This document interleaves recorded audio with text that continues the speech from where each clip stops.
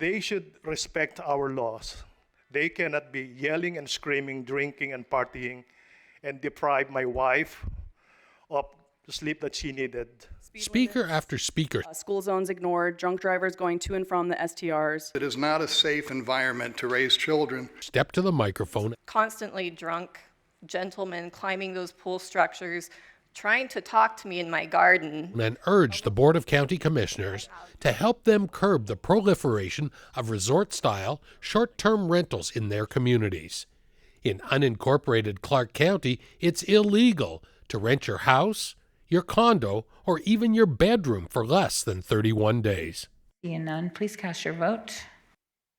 And the motion passes. Thank you. The commissioners voted to strengthen the law and hit property owners who illegally operate these so-called party houses right in their wallets. The penalty, $1,000 a day, remains the same, but allows code enforcement to attach the fine to property taxes instead of on a less stringent property lien. Which means that property owners now will get a bill when they get their tax bill for their house, and they have to pay the fines that are in place. And so that's really going to help us in terms of gaining compliance for short-term rentals. You're just staying for like the week, I think it is? No, not even. We'll be here a couple days. Yeah, till Monday morning. Since last year, an elite squad of Clark County code enforcement officers vigorously investigated this problem daily. Morning, sir. I'm Luis Dominguez from Clark County Code Enforcement. The unit is called STREET. That's Short-Term Rental Education Enforcement Team. And that consists of 4 code enforcement officers, 1 supervisor, and 1 support staff. And they focus their shifts on working on the short-term rental problem. They work weekends so that they're out there at the time when most rentals are occurring.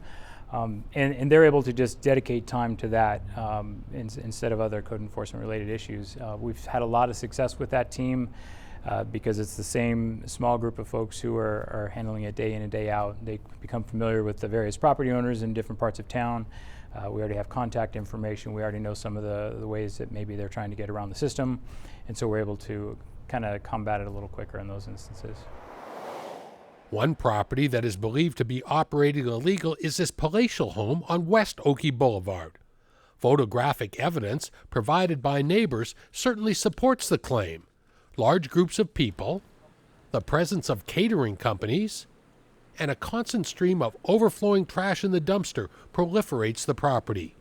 In addition to popular online platforms such as Airbnb, VRBO, and HomeAway, short-term rental scofflaws use other websites to avoid detection.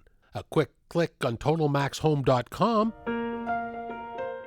reveals the O&O Mansion, an Italian-style luxury mansion in Las Vegas. The rest of this listing provides a virtual tour of the opulent manor and a disclaimer requiring a 31-day rental to satisfy Clark County codes. And oftentimes we find that it is a cat and mouse game. They try to be creative on how they're advertising. They try to go under the radar so it's harder for us to find. They do things like coaching their tenants not to speak to our department. They even have little scripts laid out about telling us that they are actually a friend of the property owner and they're just staying there for the weekend. And so it is a game for them. Unfortunately, it's not a game for the residents who live next door to these properties and have problems every weekend. If you don't fix it within a couple of weeks, we're going to do it for you, and we're going to send you the bill. Another component of this new ordinance gives code enforcement more leeway in obligating property owners to rehabilitate or demolish dilapidated and abandoned apartments and other properties.